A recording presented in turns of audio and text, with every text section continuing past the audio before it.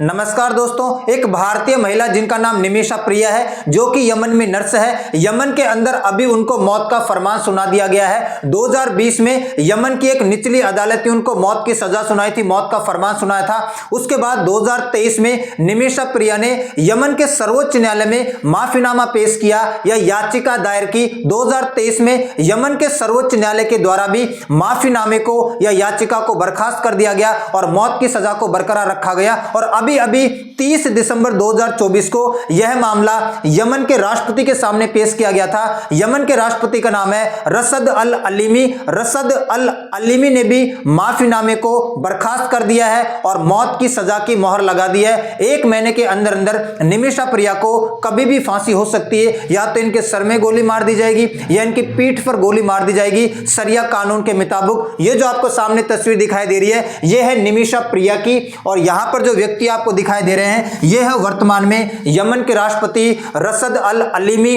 क्या है ये मामला, कौन है निमिषा प्रिया, मौत की सजा क्यों सुनाई गई है, भारत सरकार इनको बचाने के लिए क्या कोशिश कर रही है, आइए इस मामले को पूरा विस्तार से समझने का प्रयास करते हैं। सबसे पहले हम इस बात को जान लेते हैं कि यमन कहां पड़ता है। ये हम है और यहां पर आपको एक देश दिखाई दे रहा होगा, इस देश का नाम क्या है, यमन है। ये आपको पता है मिडिल ईस्ट है, गल्फ कंट्रीज कहे जाते हैं। तो कहानी कुछ इस प्रकार शुरू होती है। 2008 में केरल के पलक्कड़ से एक भारतीय लड़की जिसकी उम्र 19 साल है, ये नौकरी के चक्कर में यमन पहुंच जाती है और उनका नाम है निमिषा प्रिया। यमन में जाने के बाद यमन की जो राजधानी है सना, वहां पर एक सरकारी अस्पताल में इनको नर्स की नौकरी मिल भी जाती है। उसके बाद 2011 में वापस लौट के आ जाती है और 2011 में निमिषा प्रिया जब भारत लौट के आती है, यहां पर फिर ये शादी कर लेती है। आपको ये जो व्यक्ति दिखाई दे रहे हैं, ये है टॉमी थॉमस। कोच्चि के टॉमी थॉमस से 2011 में निमिषा प्रिया ने शादी कर ली। इसके बाद दोनों दंपति वापस कहां लौट जाते हैं, यमन चले जाते हैं। 2011 में शादी करने के बाद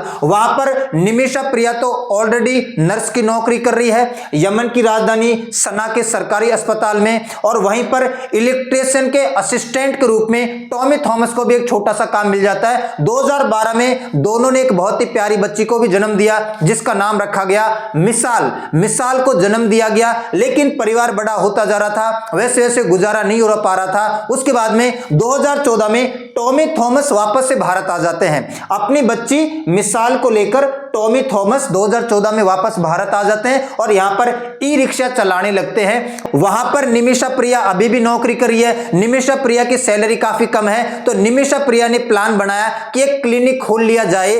क्लिनिक खोलने के लिए यमन के अंदर एक कानून है कि वहां का लोकल पार्टनर होना चाहिए। लोकल पार्टनर के तौर पर निमिषा प्रिया को एक व्यक्ति मिलते हैं जिनका नाम है तलाल अब्दो मेहंदी। तलाल अब्दो मेहंदी एक दुकानदार है, कपड़े की जिनकी दुकान है। इसके अलावा निमिषा प्रिया ने ही तलाल अब्दो मेहंदी की पत्नी की डिलीवरी भी करवाई थी, तो दोनों की थोड़ी जानकारी थी। इसके बाद में लगभग जनवरी 2015 में निमिषा प्रिया और मेहंदी इसका पार्टनर भारत आ जाते हैं। भारत आने के बाद यहां पर निमिषा का जो शादी का एल्बम है, उसमें से एक तस्वीर चुरा लेता है। कौन? मेहंदी। मेहंदी कौन है? निमिषा प्रिया का क्लिनिक पार्टनर बनने वाला है, यमन का यह आदमी है। ये 2015 में निमिषा के साथ भारत आया है, तो यहां पर शादी की एक तस्वीर को चुरा लेता है। यहां पर निमिषा अपने परिवार से मिलने के बाद वापस से यमन चली जाती है, लगभग 50 लाख रुपए लेकर अपने परिवार रिश्तेदारों से, और जमीन को थोड़ी सी बेचकर लगभग 50 लाख रुपए इकट्ठा करके निमिषा प्रिया वापस से यमन पहुंच जाती है। वहां पर अभी मैंने आपको बताया था कि जो निमिषा प्रिया का पार्टनर बनने वाला है मेहंदी, वो जो शादी की तस्वीर चुरा के ले गया था इन दोनों की दंपति की, वहां पर एडिटिंग करता है, छेड़छाड़ करता है और अपनी वहां पर तस्वीर लगा देता है और दावा करता है कि वो निमिषा प्रिया का पति है। और इसी दौरान मार्च 2015 में लगभग यमन में सिविल वॉर स्टार्ट हो जाता है, गृह युद्ध स्टार्ट हो जाता है। हमने भी आपको याद है एक ऑपरेशन चलाया था, ऑपरेशन राहत, और लगभग 4,500 से ज्यादा लोगों को हमने निकाला था। हमारे नागरिकों को भी निकाला था और विदेश के बहुत सारे नागरिकों को यहां पर निकाला था। 2016 में मेहंदी परेशान करने लग गया निमिषा प्रिया को। इन लोगों ने क्लिनिक तो खोल लिया, उसके बाद में मेहंदी जो कि पार्टनर है निमिषा प्रिया का यमन में, वो निमिषा प्रिया को शारीरिक रूप से परेशान करने लगा, डराने लगा, धमकाने लगा। इसके अलावा क्लिनिक का जो प्रॉफिट है उसको भी हड़प लिया और निमिषा प्रिया का पासपोर्ट भी रख दिया। अब निमिषा प्रिया से परेशान होकर, शारीरिक प्रताड़ना, उत्पीड़न, जुल्म से परेशान होकर वो भारत आना तो चाहती है अपने पति के पास, अपनी बच्ची के पास, लेकिन निमिषा प्रिया का पासपोर्ट उसने अपने पास रख लिया। इसके बाद में निमिषा प्रिया ने पुलिस में शिकायत भी की और निमिषा प्रिया ने जब पुलिस में शिकायत की तो पुलिस ने 6 दिन तक निमिषा प्रिया को पकड़कर जेल में बंद कर दिया, क्योंकि जो मेहदी था, मेहदी ने आपको पता है कि फोटो चुराई थी और फोटो में एडिटिंग करके निमिषा प्रिया का दावा किया पुलिस के सामने और पुलिस को भरोसा हो गया। 6 दिन तक निमिषा प्रिया को जेल में रखा गया। उसके बाद में जुलाई 2017 में निमिषा प्रिया अपने पति और बच्ची के पास भारत आना चाहती है। निमिषा प्रिया को किसी भी कीमत पर पासपोर्ट चाहिए था। 3-4 साल से लगभग इसको परेशान करता रहा। लगभग 2 साल बाद निमिषा प्रिया से जब नहीं सहा गया तो निमिषा प्रिया पासपोर्ट लेना चाहती है। निमिषा प्रिया ने एक डोज दिया उसको, एक तरीके से आप समझ लो बेहोशी की दवाई मिलाई उसको या बेहोशी का इंजेक्शन दिया। अब डोज कम थी, वो खुद एक बेहोशी के इंजेक्शन का आदी था, ज्यादा असर नहीं हुआ तो निमिषा प्रिया ने उसको बेहोशी की ओवरडोज दे दी और निमिषा प्रिया ने जैसे ही बेहोशी की ओवरडोज दी उसकी डेथ हो जाती है। जो निमिषा प्रिया का यमन में पार्टनर है मेहदी की ओवरडोज की वजह से मृत्यु हो जाती है और मीडिया रिपोर्ट तो यह कहती है कि मेहदी की लाश के जो टुकड़े हैं वो एक वाटर टैंक में पाए जाते हैं। उसके बाद 2020 में निमिषा प्रिया को गिरफ्तार कर लिया जाता है, यमन में मुकदमा चलाया जाता है और यमन में निचले स्तर की एक अदालत ने मौत की सजा का फरमान सुना दिया शरिया कानून के तहत। इसके बाद 2023 में निमिषा प्रिया ने यमन के सर्वोच्च न्यायालय में माफीनामा पेश किया, याचिका दायर की, लेकिन यमन के सर्वोच्च न्यायालय ने 2023 में इस माफीनामे को खारिज कर दिया, बर्खास्त कर दिया और मौत की सजा को बरकरार रखा। और अभी 30 दिसंबर 2024 को जो यमन के राष्ट्रपति है जिनका नाम है रशद अल अलीमी, उनके सामने ये माफीनामा पेश किया जाता है कि इस बच्ची को माफ कर दिया जाए। विषम परिस्थितियों में इसने ऐसा कदम उठाया, लेकिन जो यमन के राष्ट्रपति है उन्होंने भी मौत की सजा पर मोहर लगा दी है और 1 महीने के अंदर कभी भी इस बच्ची को यमन के अंदर फांसी की सजा सुनाई जा सकती है। यहां पर आपको मेरे पीछे निमिषा प्रिया का पासपोर्ट भी दिखाई दे रहा होगा। यहां पर निमिषा प्रिया लिखा हुआ है, यहां पर इनके पति का नाम टॉमी थॉमस लिखा हुआ है। ये टॉमी थॉमस है, इनके हाथ में एल्बम भी है। ये निमिषा प्रिया के क्या है, पति हैं। अच्छा, इसके बाद में आपको मैं एक चीज और बता देता हूं। 2017 में भारत सरकार में यमन जाने के लिए रोक लगा दी थी। विषम परिस्थितियों में या आपको यमन जाना ही है तो आपको सरकार से इजाजत लेनी पड़ेगी। 2023 में दिल्ली में हाईकोर्ट के अंदर याचिका दायर की गई कि जो निमिषा प्रिया की माताजी जिनका नाम क्या है, प्रेमा कुमारी आपको जो सामने दिखाई दे रही है, ये निमिषा प्रिया की माताजी है। 2023 में दिल्ली हाईकोर्ट में याचिका दायर की गई और ये माफीनामा पेश किया गया कि भाई निमिषा प्रिया की जो माताजी है प्रेमा कुमारी, इनको यमन भेजने का प्रावधान किया जाए। ये अपनी बच्ची से मिलना चाहती है। और 2024 में ये जो प्रेमा कुमारी है निमिषा प्रिया की माताजी, और आपको याद है निमिषा प्रिया की एक बच्ची भी थी 2012 में जिसका जन्म हुआ था, वो 11 साल की हो गई है और उसका नाम क्या था, मिसाल। तो 2024 में प्रेमा कुमारी जो कि निमिषा प्रिया की क्या है, माता, और निमिषा प्रिया की बेटी यानी मिसाल कहां पहुंच जाती है, यमन में इससे मिलने जाती है। और ये लोग फूट फूट कर रोते हैं कि मैंने गलती कर दी, मुझे यमन में आना नहीं चाहिए था, मैंने जानबूझकर ऐसा नहीं किया था, मेरे से गलती हो गई। 2 साल तक उसने इतना ज्यादा जुल्म किया, उत्पीड़न किया, अत्याचार किया कि मुझे उससे पासपोर्ट लेने के चक्कर में ओवरडोज लग गई और उसकी डेथ हो गई है। ये सारे की बातचीतें होती है।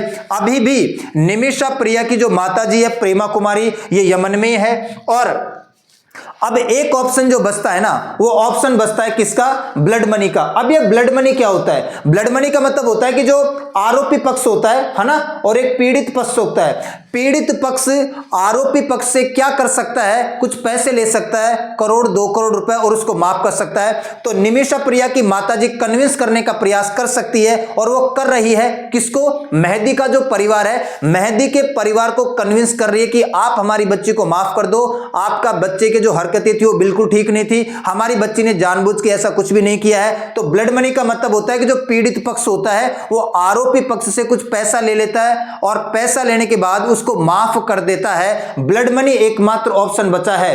अगले 1 महीने में निमिषा को फांसी दी जा सकती है, हालांकि उसके पास एक शरिया कानूनी विकल्प खुला है। अगर मेहदी के परिवार वालों ने ब्लड मनी ले ली तो वह बच सकती है। और ब्लड मनी को वहां दिया भी कहा जाता है, जिसको सामान्य भाषा में उन्हें ब्लड मनी भी कहा जाता है। और 2024 में उसकी माताजी अभी पहुंची, उसकी बेटी मिसाल भी वहां पहुंची और अभी ये वही है और कन्विंस कर रही है, पूरा प्रयास कर रही है कि इसके साथ ऐसा किया जाए। 2022 में हमारे जो विदेश मंत्री है एस जयशंकर साहब, इन्होंने भी इस मुद्दे को उठाया था और उन्होंने कहा था कि सरकार की पूरी नजर है, सरकार पूरा प्रयास कर रही है कि कैसे भी करके उस बच्ची की जान को बचाया जाए। 2022 की मैं आपको बात बता रहा हूं। और अभी जो हमारे सरकार के प्रवक्ता है विदेश मंत्रालय के रणधीर जायसवाल ने भी यह कहा है, सरकार निमिषा प्रिया के मामले की जानकारी रख रही है और उसके परिवार की मदद के लिए सभी कानूनी विकल्पों पर मदद की जाएगी जो भी हमसे हो सकता है। लेकिन एकमात्र जो ऑप्शन बचता है ना, वो ऑप्शन अब केवल ब्लड मनी ही बचता है